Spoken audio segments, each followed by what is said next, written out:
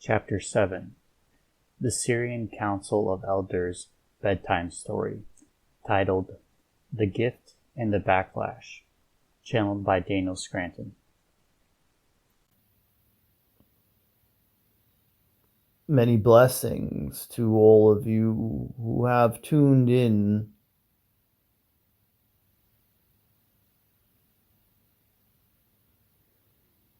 We are the Sirian Council of Elders, and we bring you this bedtime story with our love.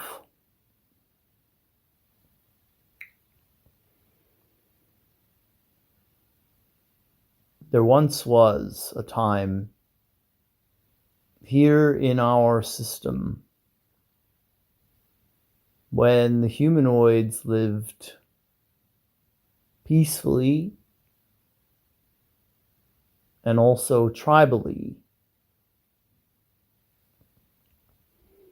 This was a time before technology, time before much of the conflict that you see on Earth. We didn't have it here.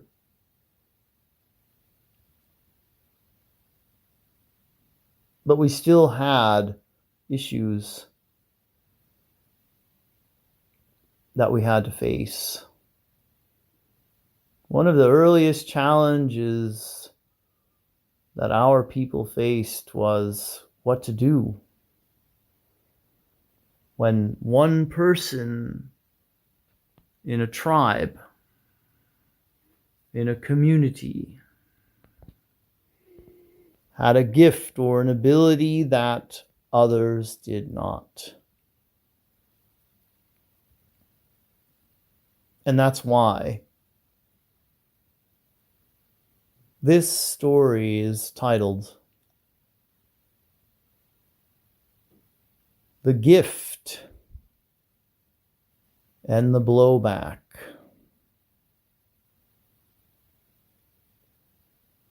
There was a young girl living in a village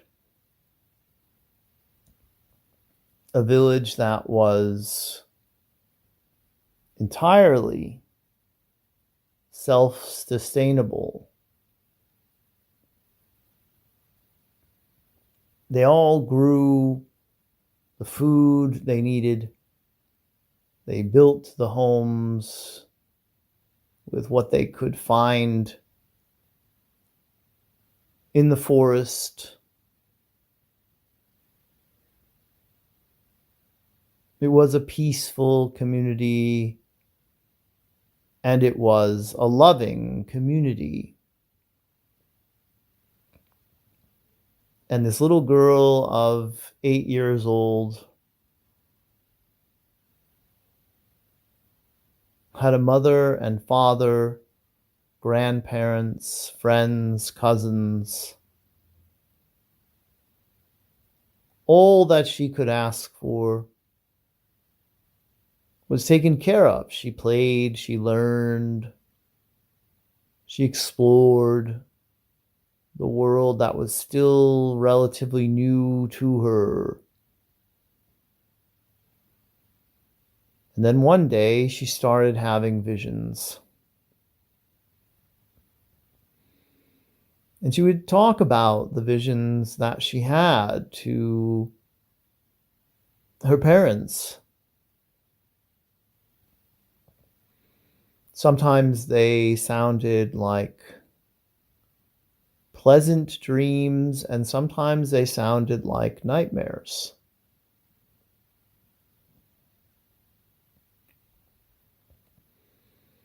It was one of the nightmarish visions that started all of the drama that will unfold in the story.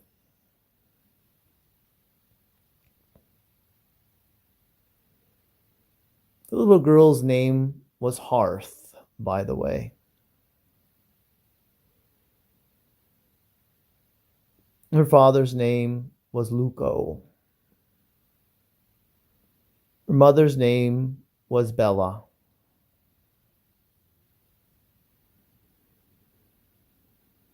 When Hearth told her parents about a fire coming from the sky and wiping out a great deal of their food supply, that they would have to rely on for the winter, again, her parents thought this was simply a nightmare that she was having. And when she told them that no, she was quite awake when it happened and that her eyes were actually open, they then chalked it up to her having an active imagination and perhaps some fears that she was picking up on from the other people living in the village, who often doubted that the tribe would have enough to get through the winter. And then it happened. Lightning struck. A facility that had been built to store enough food for everyone in their little village, and most of what they had stockpiled for the winter was lost.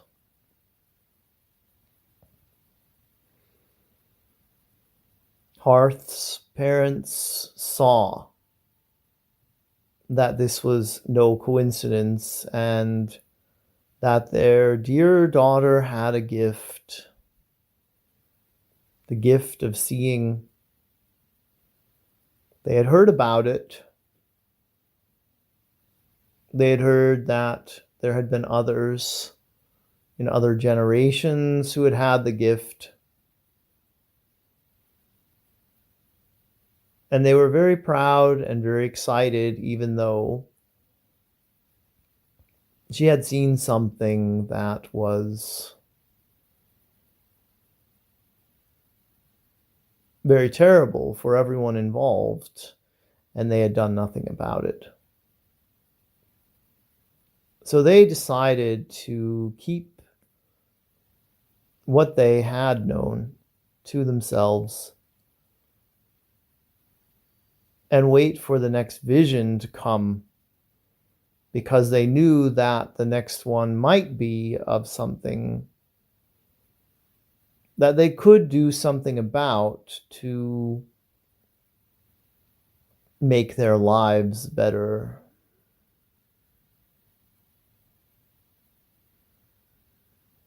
Hearth went about her life as she normally did, living as a child does, playing, inventing games, exploring the forest, exploring all that she could, learning, growing, and not very concerned at all about her gift. It was something that she just knew she was supposed to have.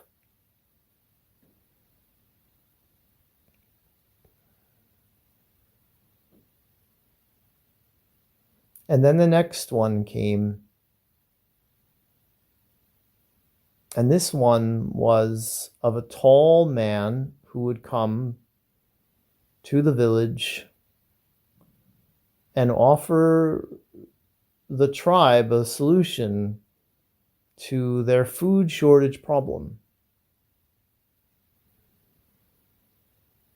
And she did see that if they accepted this man's help, they would have a bounty of food for the winter that would satisfy everyone's needs.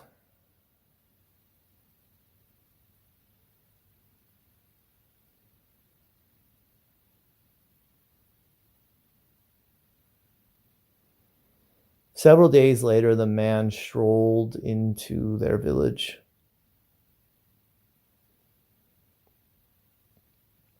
He had a sparkle in his eye. His clothes were dirty. His face was even a little dirty. He had everything that he owned with him as he carried it around.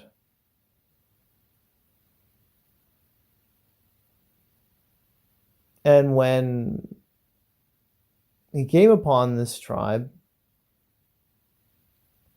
he asked to meet with the chief, one in charge. And like most tribes, they did have a leader. They didn't refer to him as the chief. He was just the one people often looked to when they needed leadership.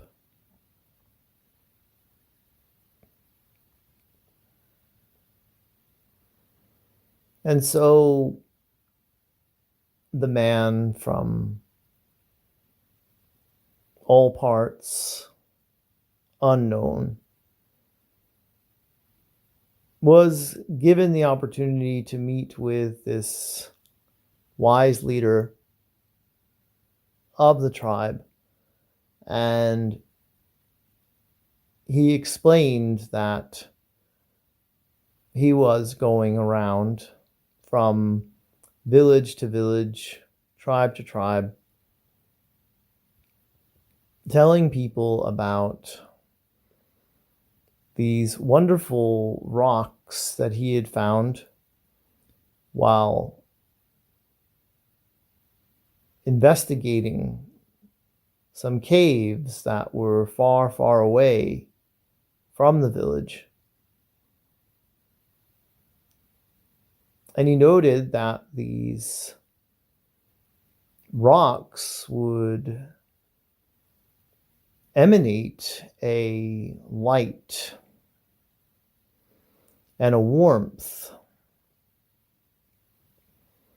when placed in a certain environment, and that people could grow food in the winter if they utilized these rocks.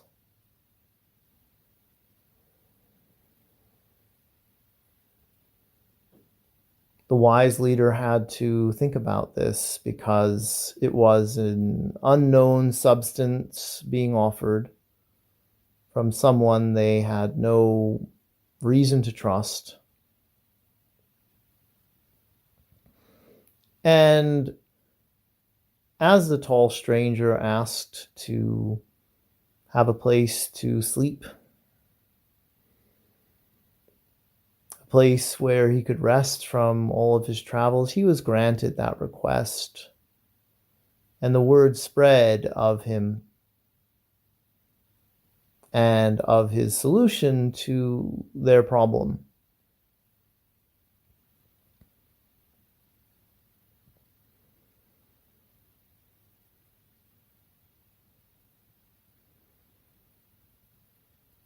Harth's parents got word of the man's arrival, what he was proposing,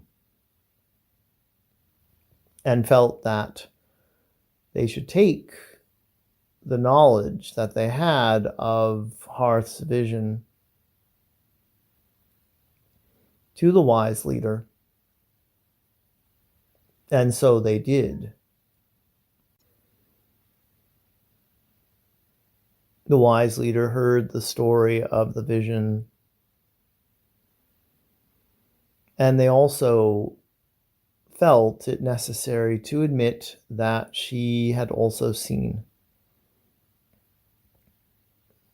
the partial destruction of their food supply by the lightning.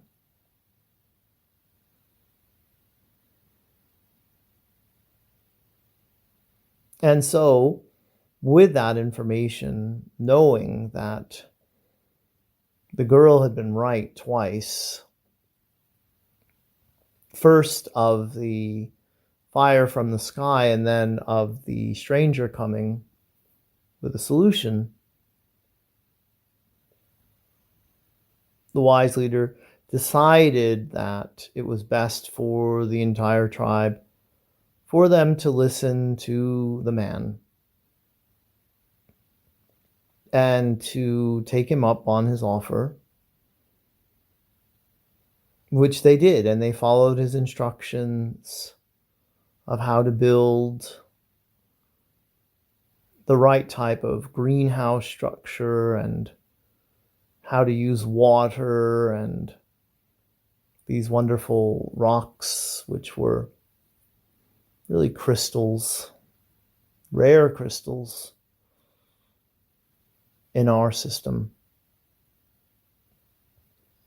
The crystals that would give off the light and the warmth and allow them to grow hydroponically everything that they needed to in order to get through those harsh winter months. And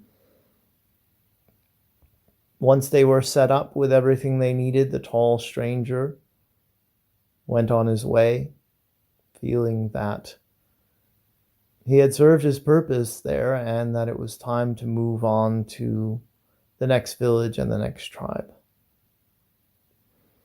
The word spread of Hearth's visions very quickly.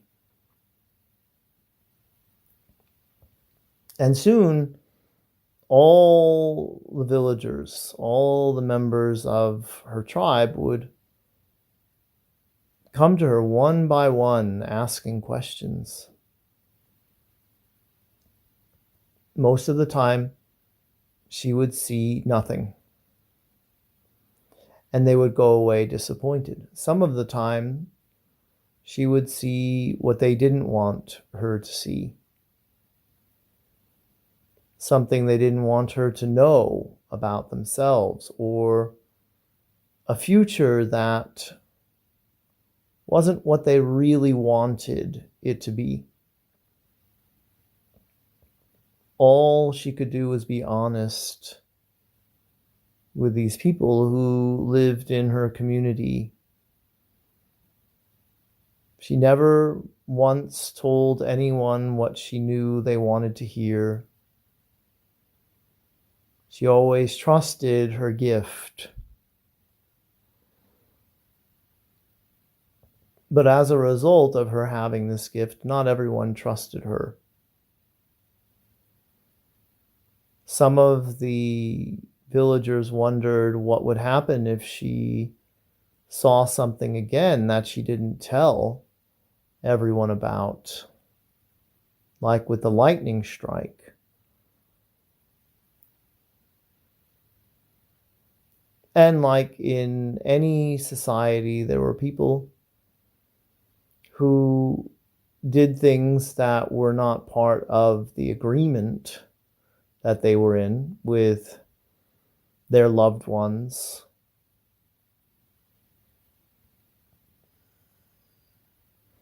Some would sneak behind their partner's back and have a romantic affair. Some would hide food in their own hut and stockpile it in case there ever was a shortage. They wanted to make sure they had enough for themselves. Things of that nature that people in the community just didn't want Hearth to know. And so they feared her. And she felt ostracized, spending most of her time just with her parents, who continued to love her, to adore her, to honor her, and to see the perfection of this gift as they knew that it could be used for good, and that she would only use it for good.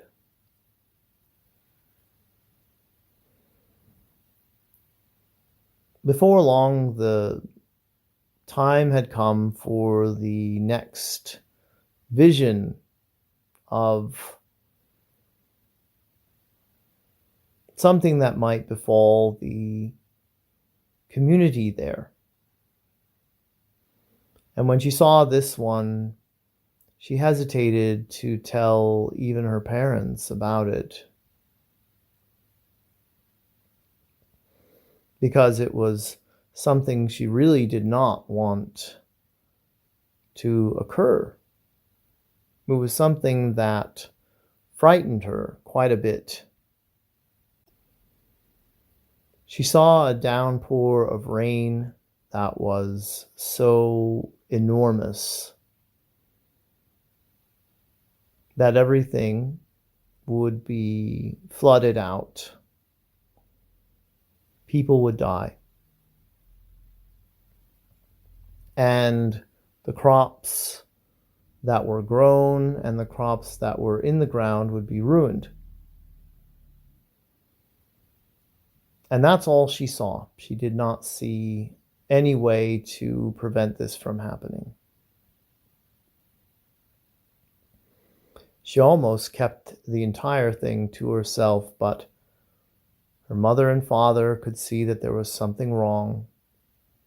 And so they confronted her and told her that no matter what the vision was, it was better to let it out and tell the people what she was seeing. And so they took her to the wise leader, and she told him what she had seen, and he was extremely grateful, as his ancestors had experienced flooding before, and they knew exactly what to do. It was a preventable negative situation that they needed to know about. And they took all the precautions that they needed to take, and they saved so much of the homes and the food that would have gotten ruined were it not for the precautions. And once again, Little Hearth was the hero of the village. She was not feared for a while. She was not ridiculed. She was welcomed into people's lives again. And then little by little, because everyone felt they had some secret, something they didn't want her to know, she was ostracized again from the community, and she was distraught. She was sad, inconsolable by her parents. All the things that had once brought her joy now did not, as she spent most of her time sitting and staring off, lying in her bed, daydreaming about the life that she did want, which was a life where she was accepted, where she was respected and honored, and where no one feared her.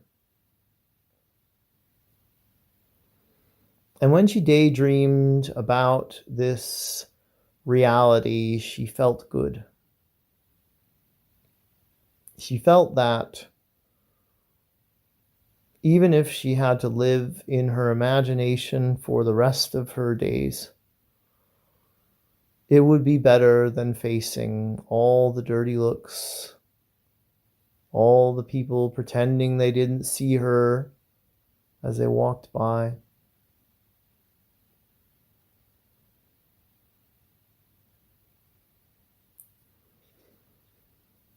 And yet, even though she was treated so poorly by the people in her tribe, she still loved them. She adored them. She wanted what was best for them. And so she also envisioned the reality where they were all happy,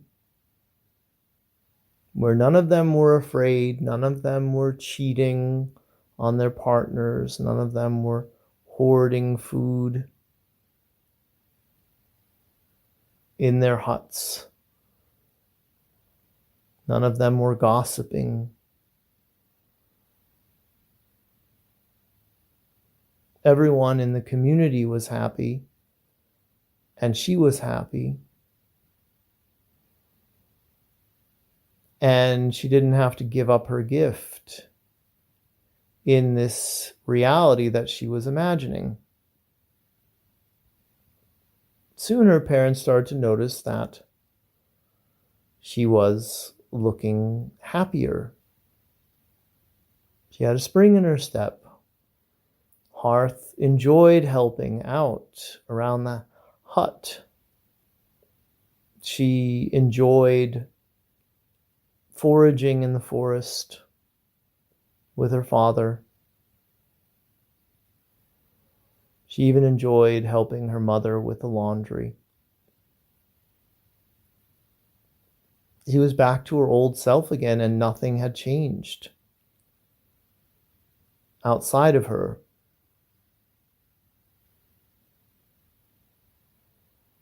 She kept going with this imaginary reality, however, at night, before she would fall asleep, in the morning, right after she would get up, she would absolutely change her inner reality through her ability to envision what she wanted to envision.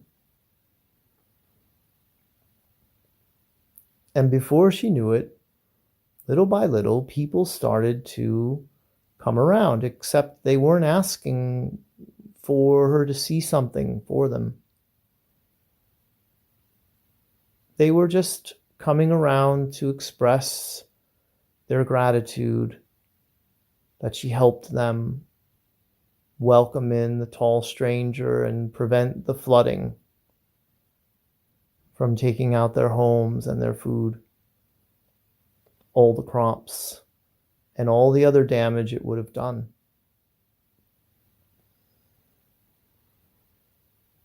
Soon, everyone in the community realized what a gift they had in Hearth. That she was pure of heart. That she never rejected any of them, even when they rejected her. They realized that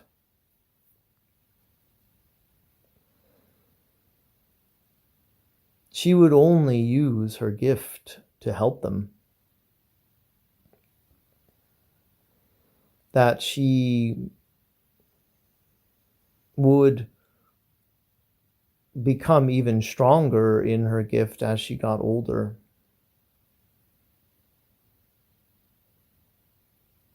And they were right. As time went by, Hearth began to not only see what was probable for the village and the villagers in her tribe, she also got very good at creating what would be best for everyone. She never put herself first.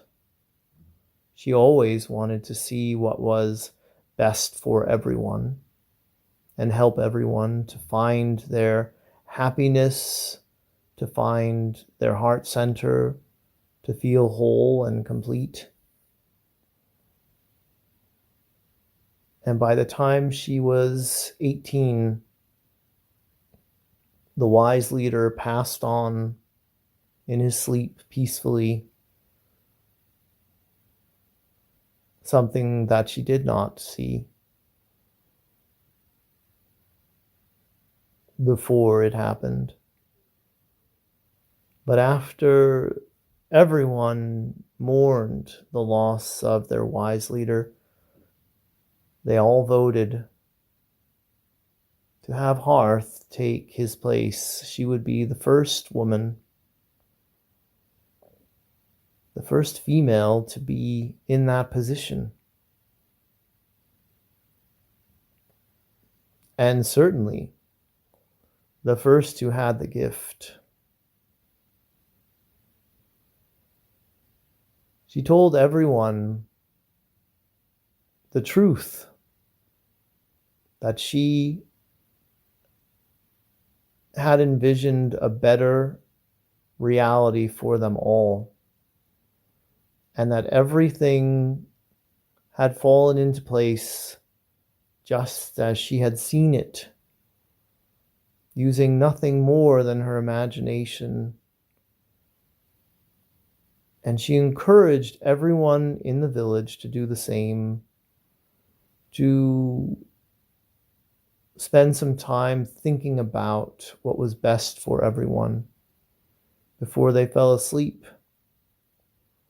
and to hold that vision upon waking up, because she knew that everyone had the power within them,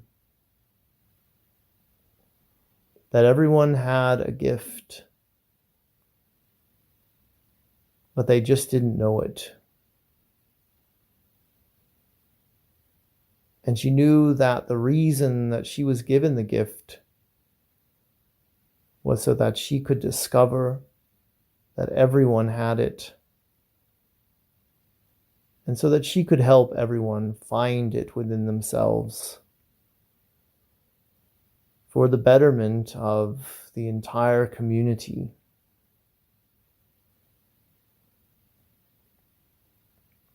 This wisdom was passed down from generation to generation.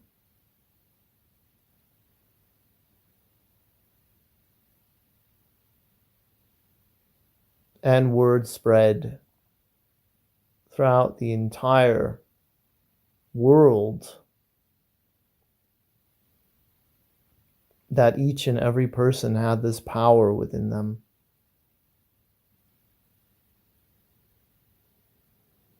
And the peace was maintained because of it.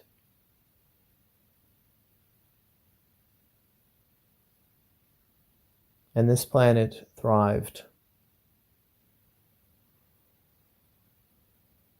All because of one little girl and one little gift.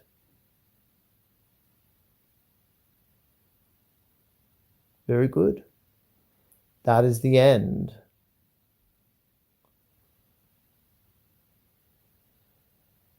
We hope you have enjoyed this bedtime story.